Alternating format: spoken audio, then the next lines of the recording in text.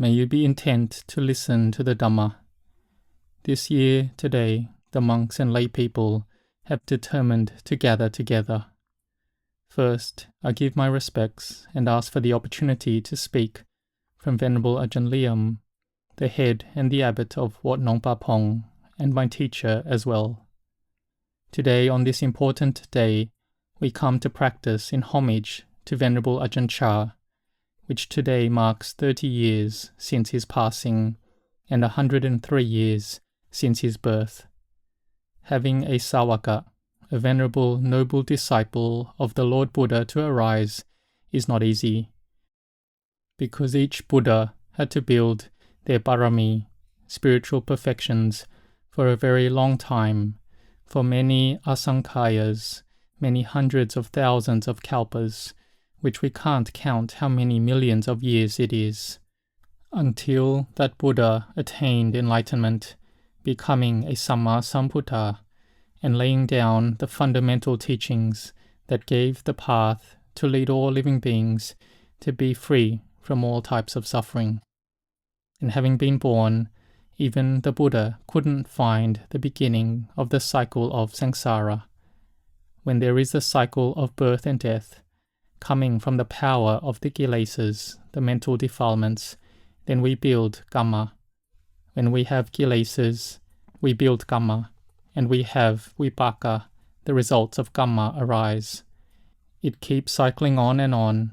It is kilesa, kamma, vipaka. It leads our minds to travel through births and deaths, sometimes as human beings, sometimes as animals, or even lower, to hell beings, hungry ghosts, asura. Those who have merit and parami and have determination to train the mind following the great teacher Ajahn Chah, they have a chance to make the mind peaceful, be meritorious and wholesome, and can travel being born as a Dewa or Brahma god. But when the power of goodness and virtue in dana, generosity, sila, morality, bhavana, meditation ends, then we continue being born and dying without finding any end. The Buddha said that in this cycle of samsara, if in the long future we aren't freed from suffering and we don't understand Dhamma, then we will keep cycling through birth and death like this, and each birth is full of suffering. Here we are ones with merit, who have a chance to learn the Dhamma teachings of Ajahn Chah in Wat Marp here. And Ajahn Chah came here and started this monastery in 1954, which was the year of my birth as well. So 68 years this year. But even though Ajahn Chah has passed away to Nibbana already, but there is still his Korwat Patipada, the monastic practices and observances that he had led us to practice, and the many disciples of successive generations within Thailand and overseas. So we give our Dhamma practice as homage when it comes to the anniversary of this important day in our hearts, and we show it externally through katanyo katavedita, gratitude and wishing to repay it. This is a virtue and the symbol of a good person. The Lord Buddha said that Venerable Sariputta was a foremost of katanyo katavedita, that Venerable Sariputta did not forget even receiving one spoonful of rice from Radha Brahman. And we came to learn Dhamma in Wat Marp and met Ajahn Chah, who is both our father and our mother, and our important Kruba Ajahn, a great teacher to us. He told us the way to practice so that we wouldn't lose the way, because for those who don't truly understand the way to freedom from suffering, they may teach the path to practice wrongly, they may advise wrongly. And if we follow those who teach us wrongly, then we will follow the wrong way. But Ajahn Chah is one who has true knowledge, one who understands deeply into the Dhamma. And for that, all of his disciples offer their body and life to him. They are intent to practice, so that one's mindfulness, which isn't good, gets better, and one's samadhi that isn't firm becomes more firm, until it develops into wisdom. because the benefits of sila that we keep develops to the quality of samadhi. The quality of samadhi that we have trained well in our minds develops to the quality of wisdom, and the quality of wisdom that we have trained in well leads to vijja, true knowing, to arise, which leads to vimutti, to some freedom from suffering. Even if it is little by little, it is the right way, the beautiful way, and the path that leads to liberation from suffering. It cuts off the cycle of samsara. It cuts off intoxication and delusion in rupa and nama, materiality and mentality, which we are always understanding it as being me and mine. So Ajahn Chah advises, teaches, and instructs for us to have wisdom to arise, to contemplate all things as anicca, impermanent, as dukkha, unsatisfactory, as anatta, not self. He taught us, do you have liking? Do you have disliking? And his disciples try to practice with it. If we have liking, we say it's not sure. If we have disliking, we say it's not sure. It's not permanent. It is just like this. It has arising, persisting, and ceasing. It is normal like this. So when we practice following the teachings like this, then our minds starts to have peace arise. It eases the doubts and turbulence in the mind. This is simply gaining the Dhamma that he tried to teach us. And new Dhamma practitioners have doubts over everything, about the way of practice, the Satipatthana Sutta, the 4 foundations of mindfulness, on how to practice, and after practicing, what results will we get? So we have doubts. We keep practicing and the doubts don't stop, doing it and doubting without end. So this is like planting a plant. After planting it, a week later, we look to see if the roots have grown yet. If we do this, then the plant will die for sure. It will go wither and die. But here, if we don't have doubts, he said for us to have mindfulness. He taught us to have mindfulness constantly. Have a lot of mindfulness. This is coming close to the Buddha. Here we try to see if we're training in mindfulness, how do we train it? Standing, walking, lying down, sitting, have mindfulness. Like Ajahn Chah taught the monks, if going into the kuti, the hut, bow, leaving the kuti, bow, coming to the sala, the uposatha hall, vihara, bow, getting up from one's seat, bow again, bow often. It is lowering one's ditthi mana, views and conceit. Bowing often is training in mindfulness. If we forget to bow, then go back to the kuti and bow. He taught it simply, and it seems easy, but it's not easy to do. If we try to do it, it's not easy like that.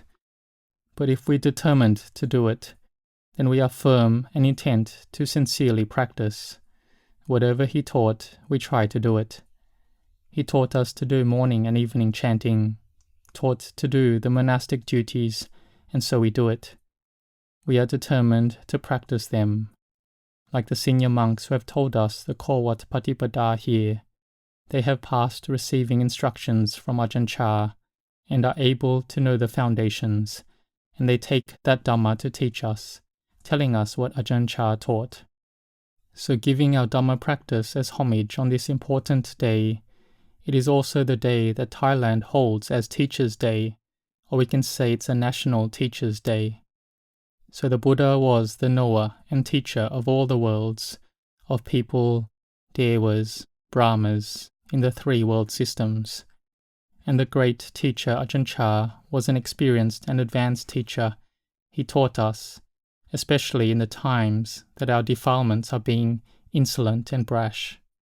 Like when our mind is meditating and it's peaceful, the body and mind is light, and it's starting to become a bit insolent. We have confidence to practice, to look solely at the mind and go to Nibbana. The great teacher Ajahn Chah said, don't go there like that. Come back and look. Look at what? Look at this bodily heap. At this body that we say is me and mine. But Ajahn Chah didn't explain it much. but just to have mindfulness and to contemplate the body, to see the body as impermanent. It is clear in the Satipatthana Sutta already, when we're able to make the mind peaceful. So we can look at the breath in and out. The in-breath we think But, the out-breath we think Do. Or all day we can mentally repeat Butto to train the mind to be peaceful. Do it a lot. Butto, Butto, Butto. Repeat it a lot. When someone speaks, we Butto as well. When we have finished speaking to someone, we Butto again. Traveling near or far, we train the mind to stay with Butto. This is so the mind doesn't think too much. When the mind doesn't think too much, peace arises. It is Kanika Samadhi, a small amount of peace, and there starts to have a little wisdom coming up. We will see some peace in the mind. We say the mind is papasara, luminous. So what is it? There is luminosity. It is said that the mental defilements spring up after. So what is it like for defilements to spring up after? We want to know and really see it. But if our mind is not peaceful, then all we see is the mind that goes attaching to all the sense objects. But when we meditate, and the mind can become peaceful, and there is upajjhara samadhi, access concentration, then the body and mind are light, and the body is cool and at ease. So here we can somewhat see what peace is like. We have already seen and experienced a lot of the mind that is chaotic, ever since we were born and had awareness. But the mind that is peaceful, that is samadhi, we haven't trained or developed. But does it exist? We have read in the texts that it does, but we haven't practiced to that point yet. So when we haven't practiced there yet, we need to have forbearance first. Be determined to follow the teachings of the great teacher. When we are like this, then we are determined to continue practicing. We make an effort. And when the mind becomes peaceful, he teaches us to contemplate the body. How to contemplate the body? Contemplate to see if the body is a heap of elements or not. What is it like when we say it is a heap of earth, a heap of water, a heap of fire, a heap of wind? Try to separate it out. Like this breath, this heap of wind. We breathe in and the heart does its work. With the breath in, the oxygen enters into the lungs. In the lungs there is an exchange for carbon dioxide to be let out, and the oxygen cleanses the blood to improve the bad blood. It is sent past the heart, and the heart beats once and pushes all the blood to sustain the whole body. And so then we can live on. But if the heart stops beating once, then all life, everything ends. It ceases. The elements decay. So all the things we have will pass away, because what we have all arises from having this body first. If we have no body, then everything we have will decay and disintegrate following nature. And our mind must keep journeying on to die, to have birth and death again. So we contemplate this wind element to see it as impermanent. The earth element, we see it as impermanent. The water and fire element as well. We see that the body decays and that there is no self in it. When our mind is peaceful, it's easy to teach. We teach it that the body is not permanent, and it believes it. It accepts it. And the mind doesn't attach to sense objects. So why get angry at someone, hate someone, love someone, despise someone, because each life must decay like this? When our mind has mindfulness and has wisdom arise, then it knows clearly and sees the truth following what the Buddha taught, that the body is just a body. There is no being, person, not a self, me or them. We see it clearly. In the text it says it like this. But in the beginning of the practice, we don't see it clearly. It's a perception first. Like when we have attraction for the body, we contemplate this body as being not beautiful or lovely. We mentally remove the flesh and skin off and it's full of blood, and more so when the breath ceases, dead, it rots and decays. We teach the mind and heart like this until the mind can be peaceful and be still. This is contemplating kammatthana, a meditation object on this body. It is the 10 stages of Asubha, the 32 parts of the body. Kesa, Loma, Naka, Danta, Tacho. We try to instruct our minds to be peaceful using whichever kammatthana.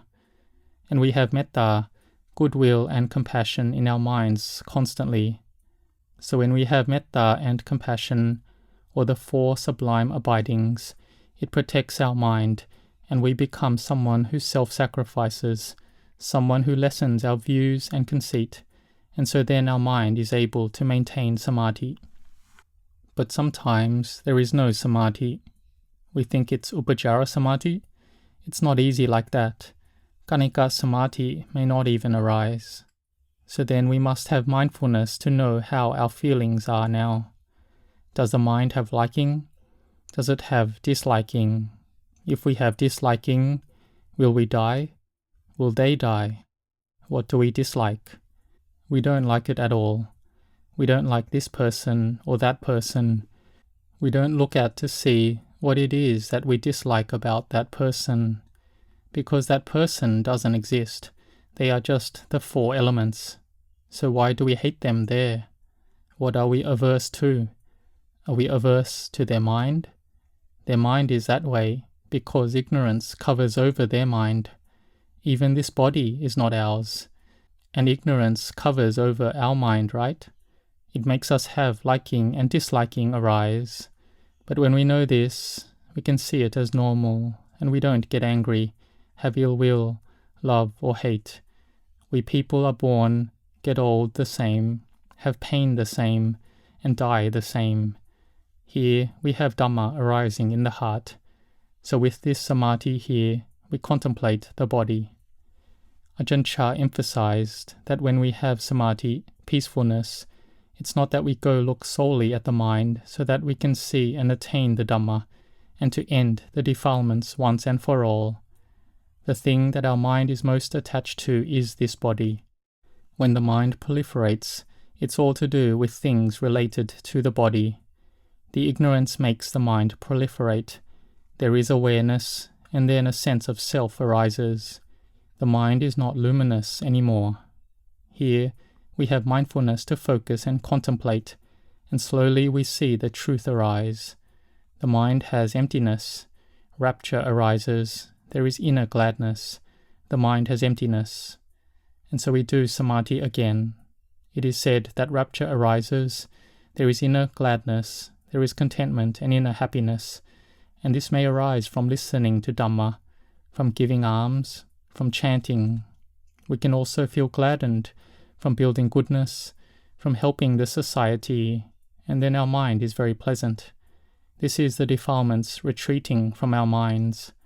The goodness and merit is arising. It makes our mind peaceful. We are progressing. In sitting meditation, our mind is peaceful to one level, but when we leave the meditation, the samadhi retreats. So samadhi is like this. Training the mind to empower samadhi to come up is hard to do, but maintaining the samadhi is harder. Before, the great teacher said that to build a monastery or build a house is not difficult. Finishing it, then we have to maintain and look after it for the rest of our lives. We listen to this and think that building it is harder. We don't know yet how hard it is to maintain it. It shouldn't be hard. This is because we haven't passed building it yet. When we have passed building a monastery, or lay people have passed building a house, then in no long time we can build it. But to maintain the house takes time. Even after we die, it doesn't end. We have to renovate it and maintain it. So looking after our mind is very important. The mind that has goodness, the mind that has a quality of sila, the mind that has the quality of dana, the mind that has the quality of samadhi. We must keep protecting our minds like this, so may we be determined to practice it. And how can we know the Dhamma so as to have the inner Buddha arise? The Buddha is the one who knows, the awakened one, the joyous one. If a Samma Sambuddha arises, this is the Buddha. The Buddha teaches the Sāvaka disciples to practice. So the Sāvakas, the monks, novices, bhikkhunis, mechis, lay people, may you practice it. We practice in dana, sila, bhavana, and train our minds to be peaceful. In practicing samadhi, we may see and know many special things, but that is up to the individual. But the important thing is that samadhi is for the purpose of purity and freedom from suffering. So we need to take it to contemplate this sankhara, this body and mind, to see it clearly as being anicca, dukkha, anatta. Our mind will separate from the sense objects. The sense object is one thing, the mind is one thing. It doesn't get involved and caught up with each other anymore. They are different parts. This is the mind and sense object that can separate. But in the beginning, we can see the sense object enter our mind, and then the mind attaches to it, and attaches rapidly. And it is taken as one thing, or it's taken as a me already. We are the one who is angry. We are the one who is in love. We are the one who hates. It's all me. Why? Because our mindfulness and samadhi are not firm. If our mindfulness is good, our samadhi is firm, then we will see that sense objects springs up and enters our minds. So we just know that this is not me. Don't like or dislike. If there is liking or disliking, say it is anicca, dukkha, anatta. Like this, then our mind does not have suffering arise. Ajahn Chah compares it to in a house, or in this sala. There is only one chair. We sit in this chair, and whoever comes in and passes through, comes in to look for us. We don't get up from the chair, so no one can sit there. This is compared to having our mindfulness protecting our mind like that. The sense objects cannot enter. We have seen it. The sense object enters, and we say it's impermanent. Don't attach and cling to it. The great teacher taught like this. At one time, there was a Dhamma practitioner who was interested in meditation, and he wanted to learn with Ajahn Chah. Ajahn Chah closed the doors to the Uposatha hall and taught him to contemplate this body as being anicca, impermanent. Just this is enough. There is no need to explain it in various ways or in detail. Just teach it like this. If the mind believes it, then it will let it go. If the mind does not attach, then it's good already. But if it doesn't let go, then we need to teach it often. Just like a child, the parents tell the child what is dangerous once, but the child does not believe it. They tell it twice and the third time. So the parents have to keep telling it until the child believes it, that it really is a danger, and then they don't do it. So we instruct the mind like that. If our mind has good samadhi and we teach it that the body is not permanent, it easily believes it. We take the right hand and feel the left hand, that it is bone, right? Is it me? It's not me. The mind has rapture and samadhi arise. There is inner gladness. We see it as elements, see it as nature, not a being, person, self, me, or other. In the text it says it clearly, but we haven't yet seen it clearly because wisdom hasn't arisen yet. So we have to train our mind and mindfulness well to not go anywhere. Buddho instructs the mind continually. Whether standing, walking, sitting, or lying down, do it. Be determined to do it. It's not just for monks. The lay people can do it like the monks. They can do it. Try to avoid the unskillful and bad, and make merit. We have already listened to the Dhamma of the senior monks who have taught us already to let go of the bad, make merit, and purify the mind. Training samadhi is making the mind luminous. We are making the mind to have papasara, luminosity arise. When the mind is luminous, then it's easy to see whatever comes into the mind. We see it easily. Like a wise person said, that in the beginning it's like a clear glass. Our mind is clear. The dust that attaches to it, we clean it, and it's clean as it was originally. Then the dust comes again, and we clean it again. Then we see the mind as before. This is like our minds that have samadhi. When the defilements arise, we see it. Then we teach the mind that it is anicca, dukkha, anatta. Then it is clear as it originally was. When we do it more, we have the strength of samadhi, and we have more wisdom. Then we see, if it's like this, then we need to keep doing this without stopping. And then later, we have to also know clearly that the mind is just the mind. It's probably better to not have any mind at all. There is no need to have a mind, a heart. There is no my mind, no their mind. There is nothing at all. It is emptiness. Then there is nothing that can cling to our mind. Here, practicing to this point, the mind is simply the mind. But in the beginning, we start with seeing the body as simply the body, the feelings as simply feelings first. But to have samadhi and wisdom like this, what do we need to do? We need to train and practice in kammatthana, have a firmly established base in peacefulness, that is Buddho, breathe in and breathe out, and we have the word Buddho along with it, until Buddho disappears by itself without us expecting it. Then the body is light, the mind is light. It's appropriate for work, appropriate for contemplation.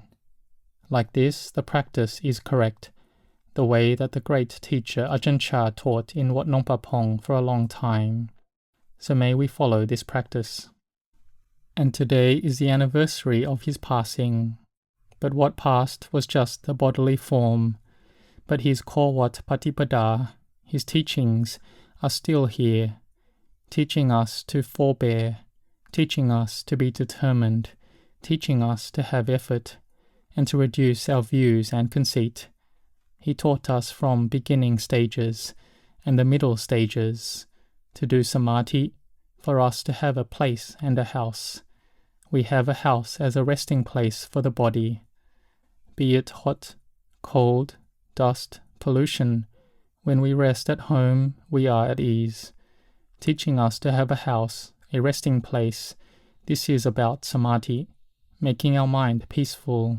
This is a house, a resting place for our mind. And then we progress to have wisdom, to know and see clearly the truth, according to the teachings of the Lord Buddha. So here may we be determined to practice. Coming together like this each year is reverence and respect and our gratitude towards Ajahn Chah.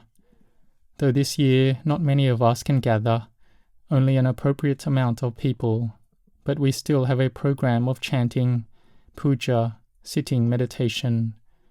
So there are many who didn't come, who had to stay home, but there are those practicing without sleep all night, meditating and listening to Dhamma that the senior monks have given. So this is like though being far away, but it's like being close by, not far away at all. Like we here are not in India, but in Thailand. The Buddha awakened in India, which is far away. But if we are here, Ajahn Chah said that if we understand Dhamma, we see the Dhamma, then wasn't the Buddha born in Thailand? This is the Sawaka Buddha arising in the heart of the great teacher. So he said, wasn't the Buddha born in Thailand? When he had the Buddha arise in his heart, then he taught us the way to have our hearts, to have some Buddha arise too. The Buddha in our heart being born is the eye of wisdom being born. Then we will see that the mind that is luminous is just like this. The mind that is peaceful is just like this. In the text it says, Upajara Samadhi, Vitaka Vichara, Piti Sukha Ekagata, the mind is peaceful and still. We read it in the texts, but when we practice it, and we can make our mind peaceful, then we know what it's like, this one-pointed mind and object. And then we contemplate and are intent to free the defilements from our mind. So this cycle of samsara that is incredibly long then reduces bit by bit. But if we didn't learn from a great teacher who had metta and compassion to teach us, then we wouldn't know the path. We would still have doubts. It's like we are in the forest and are blind. We don't know whether to go left or right. We have to die in the forest. We can't get out of the forest at all. Why? Because our mind can't see. We don't have the eye of wisdom, so we lose our way. So meeting a great teacher and giving the highest reverence to him, giving homage to the Buddha, Dhamma, Sangha, respecting Ajahn Chah, then we have to follow, practicing his teachings. So this is a recollection. It is recollecting the Sangha in our minds. We can Bhutto, Dhammo, Sangho, and recollect it in our minds, so that our mind is peaceful. Then, whether we are far or near, it's like we are close by. It's in our minds. And when we do this, rapture and inner gladness arises. This year, we recollect that in this place that the great teacher founded is of the most benefit to people of the world. We are just a small mind that relies on him, the great teacher. We are sick, and he looks after us and treats us. This is important in regards to the sickness of the mind, which we are unaware of. So we still have a lot of doubts. And he teaches us so that we reduce our doubts and become confident in the way of practice. When we are confident in the path of practice, then we are intent to see the Dhamma. We meditate and practice to train the mind to be peaceful. And we look at the mind to see if there is liking, is there disliking. This is the path to see the Dhamma. He taught emphasizing this point, so we don't doubt. When we don't doubt it, then we practice it. Whether we are in Wat Marp or go to another monastery, on the direction of a senior monk, we go stay in a retreat wherever, we practice like this. And this then is not being far from the teacher, because we take and practice the Wat Patipada. We train the mind, we train in meditation. Then we gradually know clearly following his teachings. And we may be lost already. The mind is a bit peaceful and has some samadhi, and we want to contemplate the mind to attain to the Dhamma. If we did not have the great teacher Ajahn Chah to pull back our minds, we would lose the way. He said, contemplate the body, contemplate here. Take the mind to contemplate to see clearly that the body decays and be able to see it as being elements. When doing this with skill, we contemplate it, and then the head hair, body hair, nails, teeth or skin, it falls off the body and hasn't even hit the ground, and we understand it clearly already. It really isn't our self at all. This knowing has no words at all. It is knowing that we call wisdom, wisdom arising from bhavana. It is wisdom that is clear. There is the wisdom that comes from listening, like we have heard the great teacher teach. Each time we have rapture and bliss. Sometimes he teaches the Dhamma extensively. He taught foreigners, Mechi, Bhikkhuni, and he taught Christian nuns overseas. He taught them to see that all things come together as one. There is no this religion or that religion. To make the mind empty, contemplate and be able to let go. This is the Buddha already. The mind is radiant and luminous. It has inner gladness. Every time we listen to his Dhamma, we may feel rapture every time. Like Ajahn Chah would give a talk in this sermon seat, and I would listen down there, and I would feel a lot of inner rapture and gladness. So the lay people have merit and parami because you have a good opportunity to learn and practice in Wat Marp. Even though Ajahn Chah has passed away, the senior monks still can teach you. You have Venerable Ajahn Liam as the abbot and the leader of the Ajahn Chah lineage, who is rolling on the teachings of the Buddha, of Ajahn Chah onwards. So why do we not practice? What are we waiting for? Our body is decaying each year, every year. We see that Ajahn Chah has passed away a long time already, 30 years now. Later it will be 31 years, 40 years. So be determined to practice. If we have been determined to practice since before, and we are determined to follow his teachings he has given, then how can our minds not get peaceful? Our minds will get peaceful for sure. The mind won't go anywhere. It will be peaceful. If we instruct it well, the mind won't go anywhere. So do it sincerely. Ajahn Chah said, the Dhamma is beyond death. The Dhamma is beyond death. Where is that? Take it to practice. He said Dhamma is beyond death. Don't be afraid. I went to stay in a cremation ground before. I was both afraid but brave. I stayed in the cremation ground in the early years when I was staying in Wat Marp. I walked to the front of Wat Marp, which back then the cremation ground was in the area of the present outside hall. There was a dying shed out there. I bowed to the Buddha there, and back then I was so afraid. I didn't know if I would die that day. It was like that.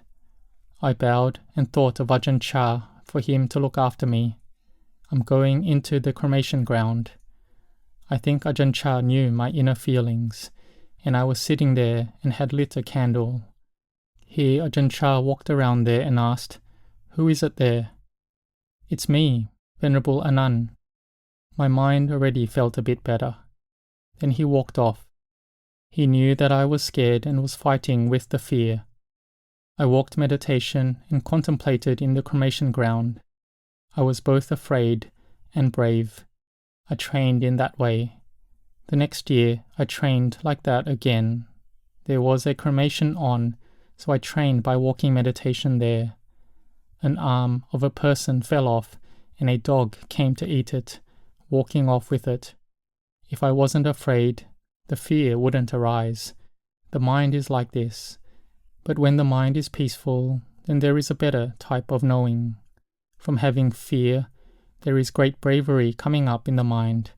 The understanding is clear because of the Dhamma, seeing it as anicca, dukkha, anatta, that there is nothing at all, that it is just elements going according to nature.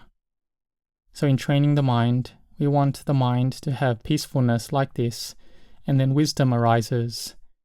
So all of you who are firm in dana already, and in sila, which there is no need to mention as you are all wearing white. So have dana, have sila, have bhavana, being firm to practice. May you be determined that in this life you have a good opportunity being born as a human and have met the Buddha Sasana, are a disciple of Venerable Ajahn Chah, and you will be determined to practice and to train the mind. It is something that is important. Finding other things are important, but finding the mind is more important. We train our mind, and this is an external expression of gratitude to the great teacher who has immense virtues. We could say that he is our heart. If there was no him, there would be no us. Whatever we have today is because he taught us to have Dhamma. So may we be determined to practice in homage on this important day, and on the upcoming days too. It does not need to be just one day. We can do it every day until next year, and then we will progress in Dhamma practice. So may you have gratitude to the great teacher, Venerable Ajahn Chah, who has given us excellent virtues, which has nourished our heart to develop and progress until today, and which has led us to have everything and all things to this day. May his Barami and Dhamma protect and look over us to have good health of body, and may we attain all our aspirations in line with Sila Dhamma. May we all progress in the Dhamma.